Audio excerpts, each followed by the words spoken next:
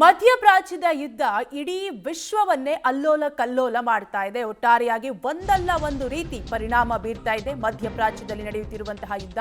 ಮಧ್ಯಪ್ರಾಚ್ಯ ಯುದ್ಧದಿಂದಾಗಿ ತೈಲ ಬಿಕ್ಕಟ್ಟು ಕೂಡ ಈಗಾಗಲೇ ಶುರುವಾಗಿದ್ದು, ಕತಾರ್ ಪ್ರಧಾನಿಗೆ ಜೈಶಂಕರ್ ಕರೆ ಮಾಡಿದ್ದು. ಯುಎಇ ಹಣಕಾಸು ಸಚಿವರ ಜೊತೆಗೂ ಕೂಡ ಚರ್ಚೆಯನ್ನ ನಡೆಸಿದ್ದಾರೆ. ತೈಲ ಬಿಕ್ಕಟ್ಟು ನಿವಾರಣೆ ಬಗ್ಗೆ ಮಾತುಕತೆಯನ್ನ ನಡೆಸಿದ್ದಾರೆ.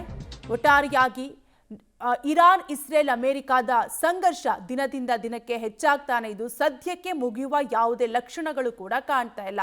ಬಟ್ ಈ ದೇಶಗಳ ಯುದ್ಧ ಮಾತ್ರ ಇಡೀ ವಿಶ್ವದಾದ್ಯಂತ ಅಲ್ಲೋಲ ಕಲ್ಲೋಲವನ್ನೇ ಸೃಷ್ಟಿ ಮಾಡ್ತಿದೆ. ಸಾಕಷ್ಟು ಪರಿಣಾಮವನ್ನ ಬೀರ್ತಾ ಇದ್ದು, ಒಂದಲ್ಲ ಒಂದು ರೀತಿ ವಿಶ್ವಕ್ಕೆ ಎಫೆಕ್ಟ್ ಅನ್ನ ಉಂಟು ಮಾಡ್ತಾ ಇದೆ. ಸೊ ಭಾರತವು ಕೂಡ ಅತಿ ಹೆಚ್ಚು ಪರಿಣಾಮವನ್ನ ಎದುರಿಸ್ತಾ ಇದ್ದು, ತೈಲ ಅಭಾವ ಈಗಾಗಲೇ ಉಂಟಾಗಿದೆ. ಸೊ ಇದೇ ವಿಚಾರಕ್ಕೆ ಸಂಬಂಧಪಟ್ಟಂತೆ ತೈಲ ಬಿಕ್ಕಟ್ಟು ಬಗ್ಗೆ ಜೈಶಂಕರ್ ಕತಾರ್ ಪ್ರಧಾನಿಗೆ ಫೋನ್ ಮಾಡಿ ಮಾತನಾಡಿದ್ದು, ಜೊತೆಗೆ ಯುಎಇ ಹಣಕಾಸು ಸಚಿವರ ಜೊತೆಗೂ ಕೂಡ ಚರ್ಚೆಯನ್ನ ನಡೆಸಿದ್ದಾರೆ.